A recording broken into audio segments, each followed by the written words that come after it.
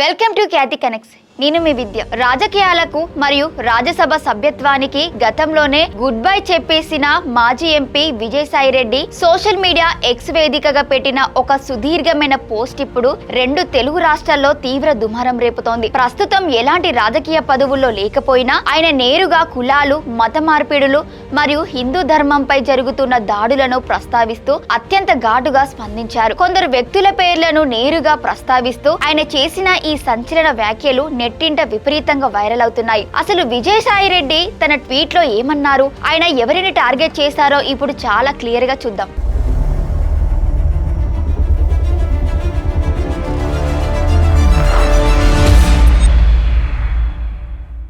విజయసాయిరెడ్డి తన పోస్ట్ లో ముఖ్యంగా మత మార్పిడిల అంశాన్ని మరియు ఓసీ కులాల్లోని కొందరు వైఖరిని తీవ్రంగా తప్పుపట్టారు. ఓసీల్లోని రెండు ప్రధాన అధికార కులాల నుంచి కొద్ది మంది క్రైస్తవ మతంలోకి మారినప్పటికీ వారు తమ కులాలను వదిలిపెట్టడం లేదని ఆరోపించారు. పేరు చివర కులం పేర్లను తగిలించుకుంటూ వేరే మత వ్యవస్థలను నడిపిస్తూ ఆర్థికంగా, రాజకీయంగా లబ్ధి పొందుతున్నారంటూ సంచలన వ్యాఖ్యలు చేశారు.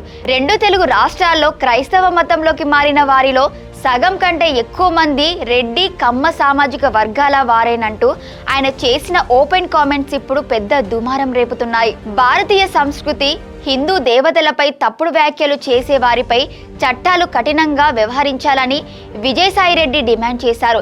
ఇలాంటి వ్యాఖ్యలు ఏ కులం, ఏ మతం వారు చేసినా సరే సమాజం బుద్ధి చెప్పాలని, చట్ట ప్రకారం వారికి యావజ్జీవ శిక్ష లేదా ఉరి శిక్ష విధించేలా అవసరమైతే చట్టాలను సవరించాలని కోరారు. అలాగే బలవంతపు మత మార్పిడులను, ప్రలోభాలను సమర్థించే వారిని కూడా తీవ్రంగా శిక్షించాలని పేర్కొన్నారు. కొందరు సూటు బూటు వేసుకొని మైక్ పట్టుకొని హిందూ మతంపై అసభ్య పదజాలంతో దాడి చేయడాన్ని ఫ్యాషన్ గా మార్చుకున్నారని ఆగ్రహం వ్యక్తం చేశారు. ఇదే క్రమంలో రావణ్, ప్రకాష్ రాజ్ లాంటి ప్రముఖుల పేర్లను ప్రస్తావిస్తూ ఇలాంటి వారిని వైఎస్ఆర్ కాంగ్రెస్ పార్టీ నేరుగా సమర్థించడం మరియు హైలైట్ చేయడంపై ఆయన తీవ్ర అభ్యంతరం వ్యక్తం చేశారు.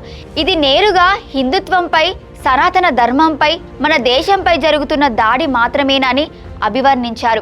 వైసీపీ వైఖరిని కూడా తప్పుపడుతూ ఆయన ఈ రేంజ్లో పోస్టు పెట్టడం చూస్తుంటే రాజకీయాల నుంచి తప్పుకున్నా సరే తన వాయిస్ను హిందుత్వ ఎజెండాతో బలంగా వినిపించేందుకే ఈ సంచలన ట్వీట్ చేశారనే చర్చ గట్టిగా నడుస్తోంది. ఆంధ్రప్రదేశ్, తెలంగాణ ప్రభుత్వాలతో పాటు కేంద్రంలోని అధికార పార్టీ బీజేపీ కూడా ఈ కుట్రలపై చట్టపరంగా అన్ని చర్యలు తీసుకోవాలని ఆయన కోరారు. రాజకీయాలకు దూరంగా ఉంటున్న విజయసాయిరెడ్డి చేసిన ఈ సుదీర్ఘ ట్వీట్ ఇప్పుడు పొలిటికల్ సర్కిల్స్ లో సరికొత్త చర్చలకు దారితీసింది.